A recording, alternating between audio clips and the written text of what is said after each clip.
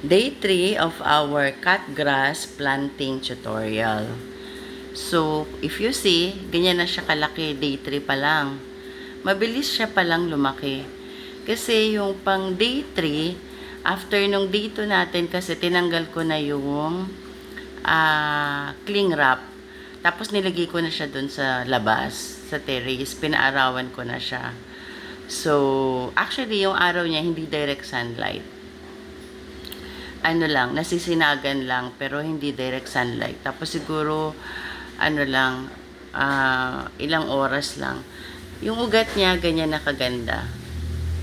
Yan na po ang kanyang ugat sa day 3. Ayan po yung water. So, mapapansin niyo nabawasan yung water. Kasi kahapon yung water niyan malapit na dun sa dito eh.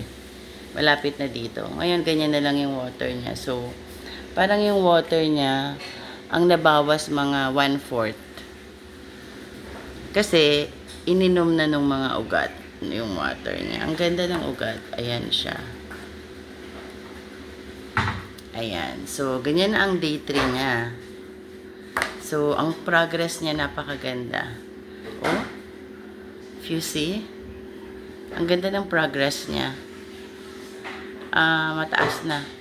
So, malalaman natin kung anong mangyayari tomorrow. So, this is the day 3 of our cut grass planting.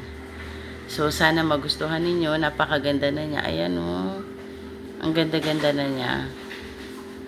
Ang laki na niya. Siguro 1 week pwede na itong kainin ng mga cats.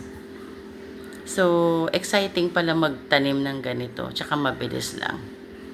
Okay, we'll upload the how to do it.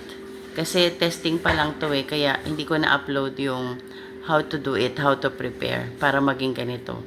So, this is our day 3 of cut grass planting. Okay, thank you.